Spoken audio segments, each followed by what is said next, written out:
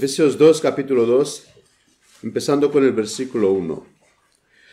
Y Él os dio vida a vosotros cuando estabais muertos en vuestros delitos y pecados, en los cuales anduvisteis en otro tiempo, siguiendo la corriente de este mundo, conforme al príncipe de la potestad del aire, el espíritu que ahora opera en los hijos de desobediencia, entre los cuales también todos nosotros vivimos en otro tiempo en los deseos de nuestra carne, haciendo la voluntad de la carne y de los pensamientos, y éramos por naturaleza hijos de ira, lo mismo que los demás.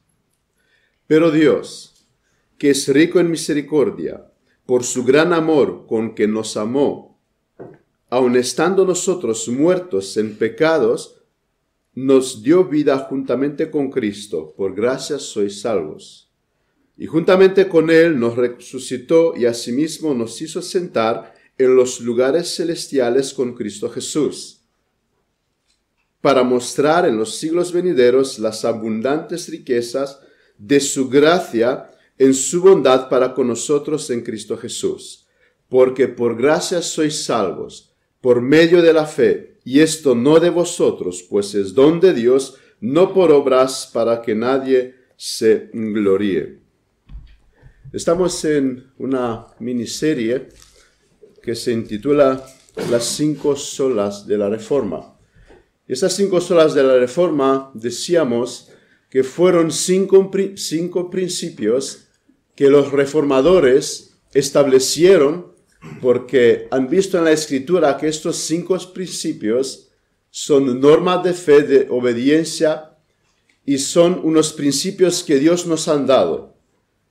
Y para entenderlo un poquito mejor, para representarlo un poquito mejor, ellos lo representaron como un edificio que tiene como la base la sola Escritura, luego 3 pilares que son la sola gracia, sola fe y solo Cristo, para poner luego un tejado para cubrir todo esto del edificio que es a Dios sea la gloria. Hemos visto en los sermones pasados la importancia de la Escritura, lo importante que es este principio, permanecer en la sola Escritura. Hoy vamos a ver el primer de estos pilares, que es sola gracia, como decía Sorin al principio, para luego poner los otros 2 pilares y terminar con el propósito que es todo esto, que es la gloria de Dios. Así que hoy vamos a detenernos sobre el principio sola gracia. Si haríamos un ejercicio y saldríamos por la calle preguntando a la gente, oye, ¿tú qué piensas? Si morirías esta noche, ¿dónde crees que vas a ir? ¿O crees que tú vas al cielo? La mayoría dirían que sí. En mi vida he encontrado ateos que en el supuesto de que Dios exista, Él va al cielo. Y lo tenía claro. ¿Por qué? La segunda pregunta, si les preguntamos, ¿por qué tú vas al cielo? Porque soy buena persona. Porque yo no hago mal a nadie, yo no robo bancos, yo no hago grandes cosas, yo me considero buena persona, por eso voy al cielo. Ahora, si pasamos a los cristianos evangélicos, y si tú vas a preguntar a los cristianos evangélicos, cuando va a morir, ¿dónde cree que él va a ir? Vas a encontrar gente que te dirán, bueno, esto lo sabe Dios. Yo trato de ir a la iglesia, de estar bien con Dios, hacer mis devociones, orar, estoy bautizado, participo en la Santa Cena, pero al final y al cabo, Dios es el que juzga y pues yo estoy esforzándome. Ojalá que, aunque sea el último por la puerta, espero entrar en el cielo. Algunos te dirán, con los labios, te dirán, yo voy al cielo, porque soy cristiano, protestante, no soy católico, y yo voy al cielo de cabeza. Eso si le preguntases te contestaría con los labios, pero el corazón, si podríamos hacer una radiografía al corazón, encontraríamos que el corazón está negando todo esto. Yo recuerdo en mi vida, cuando era un religioso, si tú me preguntabas a mí dónde voy, al cielo, claro, no hay nadie como yo. Yo soy un hombre que nunca he hecho tal cosas, yo voy al cielo, pero mi corazón me condenaba. Yo tenía miedo a la muerte.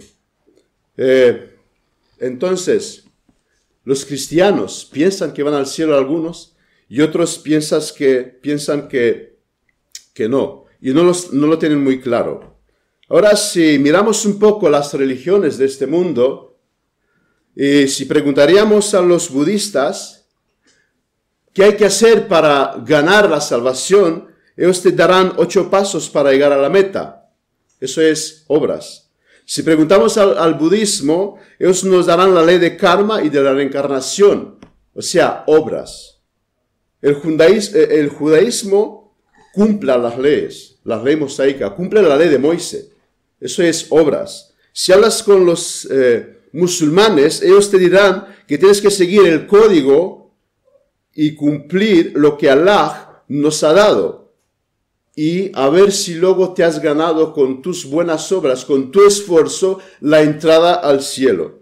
Pero el cristianismo bíblico está hablando de otras cosas. El cristianismo bíblico es Dios que te ofrece salvación incondicional. Y eso es gracia. Todas las religiones en todo el mundo están hablando de una salvación por obras.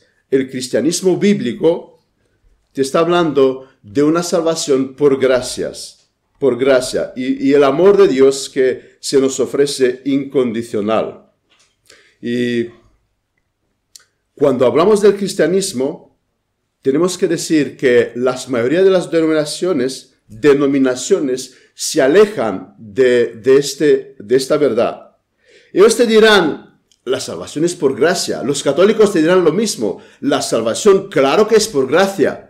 Pero lo que no te dirán es, la salvación es solo gracia. La diferencia está en el solo.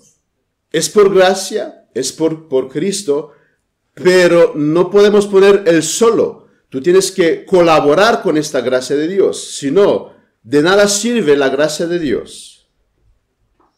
Vuelvo a decir lo que mencioné en el sermón pasado. Todas las religiones están hablando y ofrece salvación si tú buscas. El cristianismo ofrece salvación y te está diciendo, es Dios que está buscando al hombre. Esto lo podemos ver en toda la Escritura, empezando desde Génesis. Adán y Eva pecaron, se vieron sucios, con vergüenza. El pecado trajo vergüenza. ¿Qué hicieron? ¿Buscaron a Dios para salvarse? ¿Corrieron a Dios para limpiar su suciedad? No, se escondieron. Y lo que hicieron es coser una ropa de hojas, una chapuza, digamos, de vestidura. ¿Y qué es lo que hace Dios? Ve, los busca. Y ahí podemos ver claramente desde Génesis, desde las primeras páginas de la Biblia, el mensaje del cristianismo, el mensaje de la gracia. Dios va, les busca, ve la ropa que ellos se han puesto, o sea que es la religión con la que ellos se vestieron, la solución que ellos dieron para el pecado, para lo que hicieron, y Dios sacrifica un animal para hacerles ropa en condiciones. Desde Génesis vemos cómo Dios busca al hombre.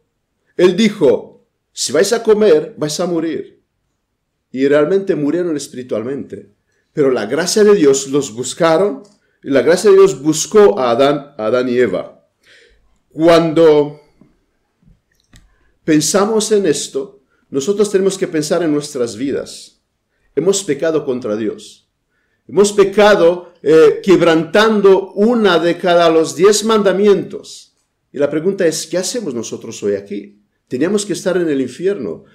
La ira de Dios tenía que haber caído sobre nosotros porque Él dijo, cuando vais a comer, cuando vais a pecar, la paga del pecado es muerte, condenación eterna. Pero hoy beneficiamos de la gracia de Dios común, que estamos hoy con vida. Y de eso quiero hablar un momento y aclarar unas cosas en cuanto a la gracia común y a la gracia salvadora.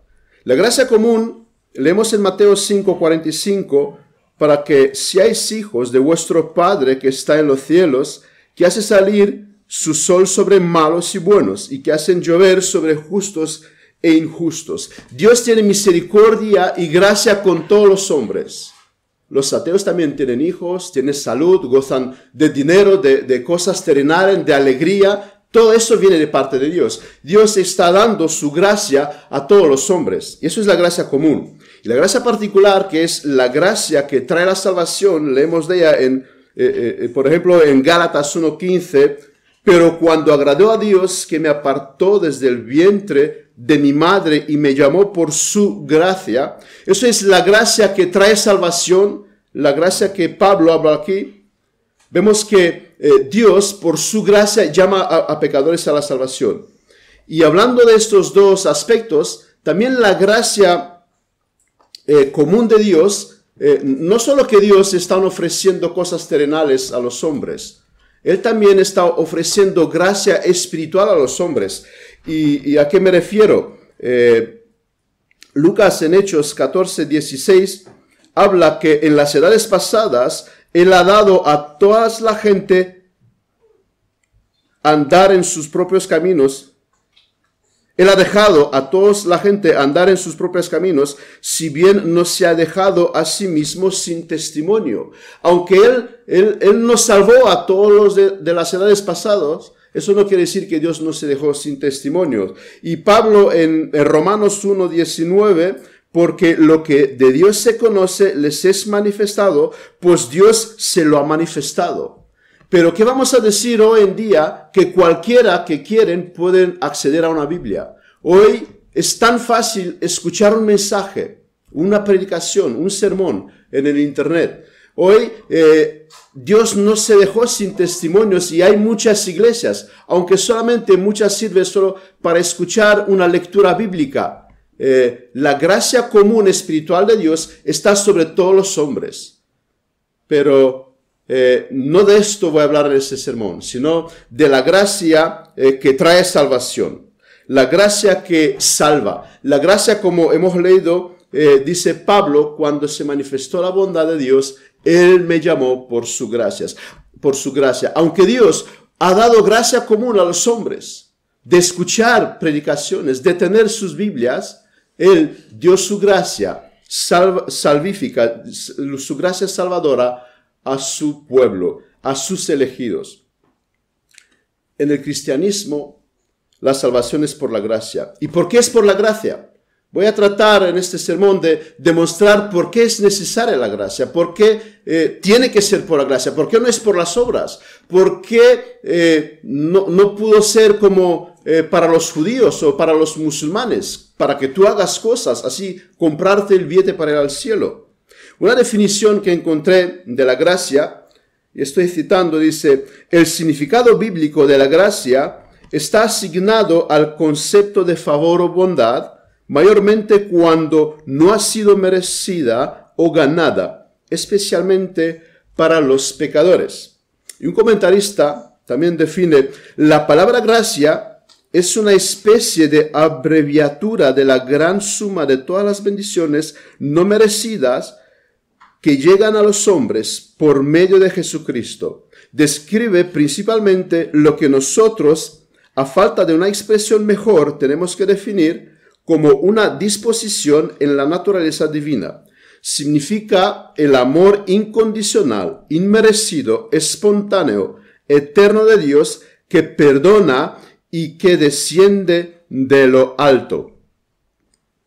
Eso está bien dicho, eso es la gracia. Pero nuestro amado pastor Sugel, él decía que, pero eso es la mitad de la gracia.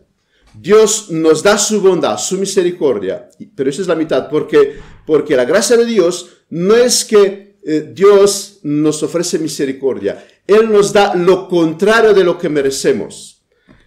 Sola gracia es la doctrina que sostiene que la salvación viene por sola gracia divina o gracia de Dios, por un favor inmerecido. Es algo que el pecador no se lo ganó por sus propias manos. Pero como decía, eso no es todo. Dios nos da lo contrario de lo que merecemos. Para entender esto, voy a poner un ejemplo. Imaginaros un condenado a muerte. por un delito que él ha cometido, y el rey, hablamos de las épocas pasadas, que el rey tenía poder de ofrecerle perdón y gracia y misericordia. Ahora, si este rey va a dejar libre a este condenado a muerte y no tiene que sufrir esta condena, este hombre goza de la misericordia del rey, de la bondad del rey. Pero Dios no solo esto hace con nosotros. Dios es aquel rey que coge a este condenado, le hace hijo suyo, le ofrece el palacio, la heredad y le ofrece la posibilidad de vivir por el resto de su vida con el rey en su palacio. Eso es la gracia de Dios. No solamente la misericordia, sino que Dios nos ha dado lo contrario de lo que merecemos. Así que vamos a ver en primer punto de nuestro sermón que la gracia de Dios es inmerecida. Nadie puede decir que ha hecho algo para ganarse el favor de Dios y de esta forma llegó a ser salvo.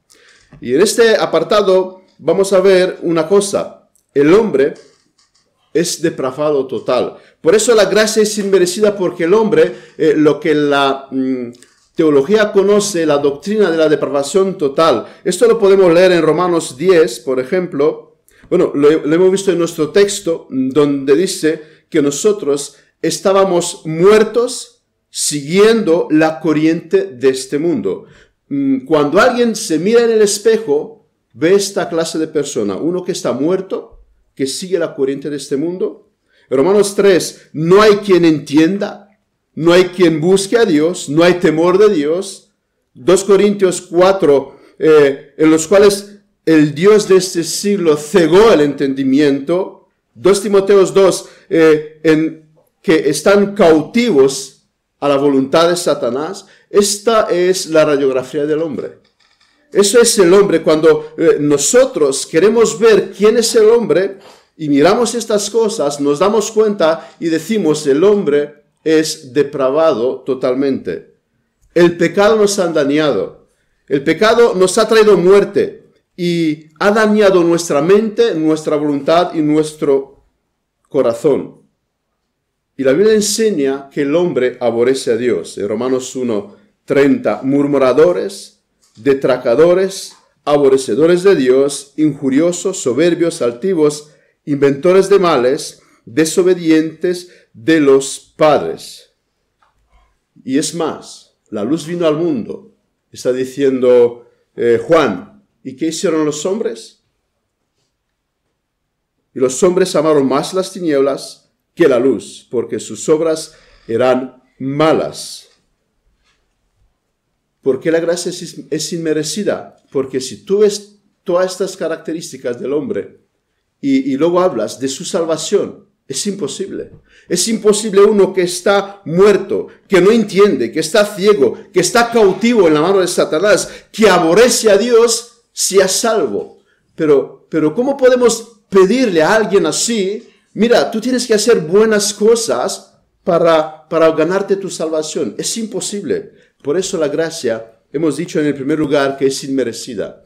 Y esto nos lleva al segundo punto, que la gracia es necesaria. Tenemos necesidad de gracia. Cuando miramos la forma en cual el hombre es, tenemos que decir: este hombre necesita algo de parte de Dios, algo milagroso que cambia esta condición, porque por él es imposible. Por él es imposible. Por eso la gracia es necesaria. Y la gracia es incondicional. Si la gracia no fuera así, no sería gracia. Dios no requiere nada del hombre para que en cambio le otorgue la gracia. Dios no nos pide: mira, si tú vas a hacer esto, tú que estás en esta condición, ahora yo te voy a dar la gracia. Eso no funciona así. Y eso por dos motivos. El primero, porque el hombre no es capaz de hacer buenas obras. Se nos dice en Isaías 64:6, si bien todos nosotros somos como suciedad, y todas nuestras justicias como trapos de inmundicia, todos nosotros como la hoja, y nuestras maldades nos llevaron como el viento. Alguien puede decir: pero hay tantas buenas personas en el mundo. Hay gente que da de su dinero para causas bondadosas, para causas buenas. Millones de euros para edificar hospitales, para ayudar a los de África. ¿Qué pasa cómo que el hombre no puede hacer buenas obras? Estas buenas obras, nos dice Isaías, son como trapos de inmundicia. ¿Y por qué? Porque eso no son.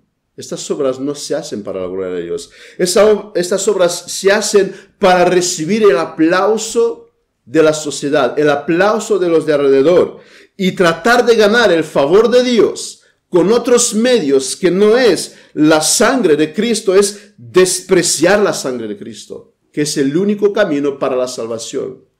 El único camino para la salvación. Y en segundo lugar, el hombre es que ni quiere ni puede venir a Dios. Juan 6:44, ninguno puede venir a mí si el Padre que me envió no le trajere, y yo le resucitaré en el día postrero. En resumen, en este apartado, el hombre está muerto, como hemos visto en el texto de Efesios. Imaginar qué ridículo es ir en un cementerio y pedirle a los muertos que se levanten, que salgan de ahí. De la misma manera es como el evangelio va hacia aquellos que son muertos espiritualmente y les habla: levantaros, venid a Dios. Es ridículo. Es ridículo irte a un cementerio a hacer estas cosas. Alguien lo hizo y no fue ridículo, porque él cuando dijo a Lázaro, sal fuera, él sí que salió. Pero ¿por qué predicamos el evangelio? Porque descansamos que cuando nosotros les decimos a estos muertos espirituales, arrepentíos y creer en el evangelio, la gracia de Dios que actuó en Lázaro actuará también en estos muertos espirituales. Por eso predicamos. Nosotros traemos el evangelio para los muertos, para aquellos que están en esta condición, pero sabemos que es la gracia de Dios que va a dar vida a estos muertos, que van a resucitar estos muertos. Y también la palabra dice, ninguno puede venir, imposible por obras, pero si el Padre, el que lo traje, posible por gracia. Ninguno puede venir por él mismo, pero puede venir si el Padre lo trajere. Él no salva porque uno vale mucho, sino que salva por amor, por misericordia y por gracia.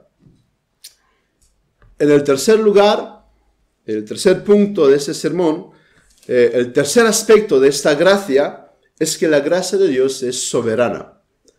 Déjame leer el texto de Romanos 9, 10 a 13. Él no solo esto, sino también cuando Rebeca concibió de uno, de Isaac, nuestro padre, pues no habían aún nacido, ni habían hecho aún ni bien ni mal, para que el propósito de Dios, conforme a la elección, permaneciese, no por las obras, sino por el que llama, se les dijo, el mayor servirá al menor, como está escrito, a Jacob amé, mas a Esaú aborrecí.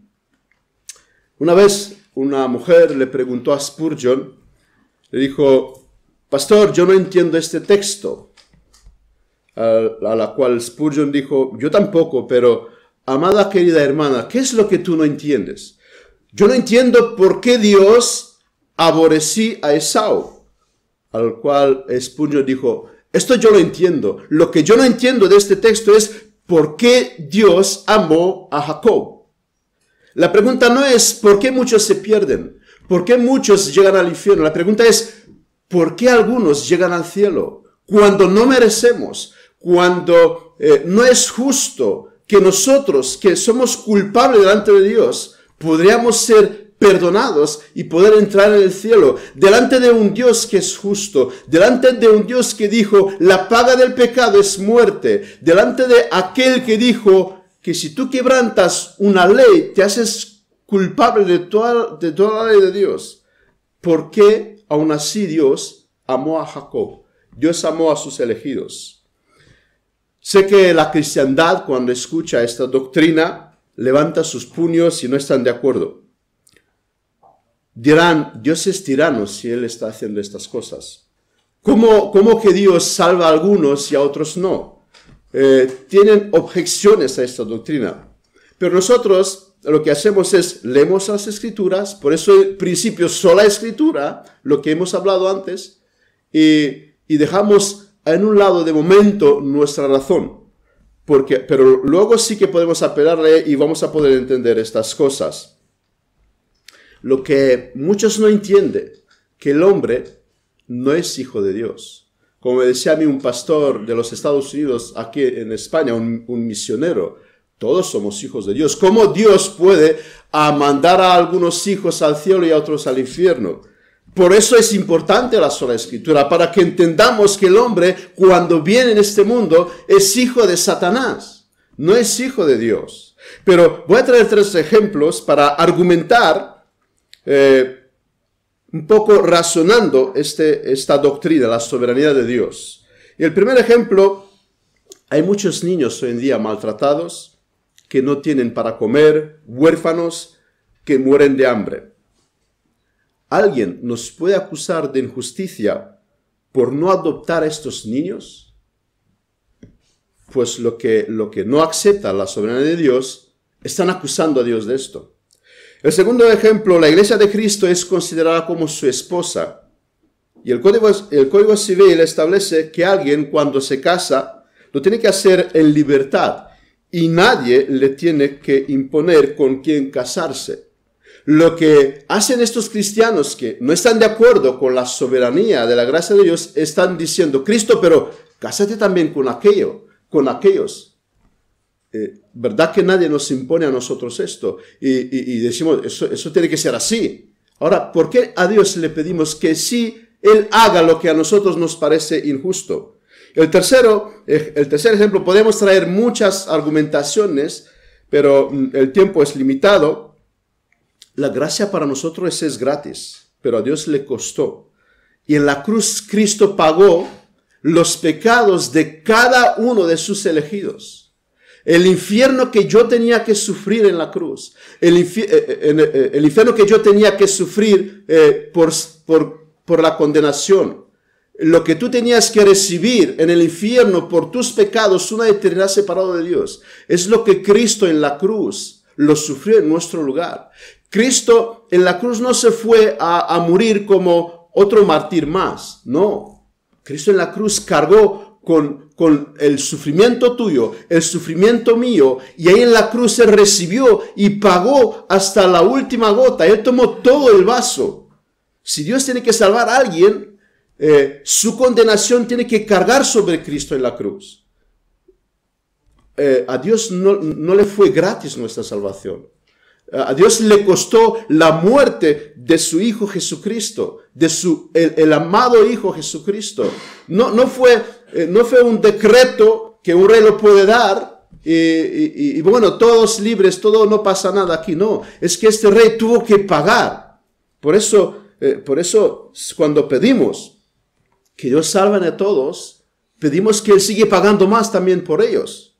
Por ejemplo, si yo me voy por la calle, encuentro a algunos mendigos y a 10 les doy de comer, les doy un dinero, ¿alguien me puede acusar por no hacer estas cosas con el resto de los mendigos? Alguien puede decir, pero no es justo que solamente a los 10 tú le ofreces tu misericordia. ¿Y por qué? Esos cristianos acusan a Dios de injusticia. Pero la Biblia también trae un caso, y él dice que Dios no salvó a los ángeles. Los ángeles caídos no tienen evangelio. Los ángeles caídos no tienen salvación, para ellos no se ofrecen salvación. Vamos a suponer por un momento que los que nos acusan de sostener esta doctrina de la gracia soberana tendrían razón. Bien, tenéis razón. Todo el que quiera pueden venir. Si no viene es culpa de ellos. Vale, pero tienes que seguir llamándole a Dios tirano porque Él a los ángeles caídos no le ofrece perdón. Aunque solucionamos y nos ponemos de acuerdo contigo, según tu razón, tendrás que seguirle llamando a Dios tirano por no darle salvación a los ángeles caídos. Ellos no tienen salvación. Pero es verdad que nadie No habéis escuchado a nadie orar por los ángeles caídos. Nadie está suplicando por los ángeles caídos. Nadie tiene problema con esto. ¿Y por qué? Si Dios quiere salvar a algunos y a otros no. Para entender la soberanía de Dios tenemos que ir a la causa de todo esto. Y en Romanos 9, 22, 23 encontramos que el Evangelio y todo lo que Dios hace es para su gloria. A Dios no se le escapó de las manos cuando Adán y Eva pecaron. Leemos en Romanos, ¿y qué si Dios, queriendo mostrar su ira y hacer notorio su poder, soportó con mucha paciencia los vasos de ira preparados para la destrucción, y para hacer notorio las riquezas de su gloria, las mostró para con los vasos de misericordia que Él preparó de antemano para gloria? Todo tenemos que entender, y lo vamos a ver en el futuro, que todo es para gloria de Dios. El hombre no está el centro de todo esto, es la gloria de Dios.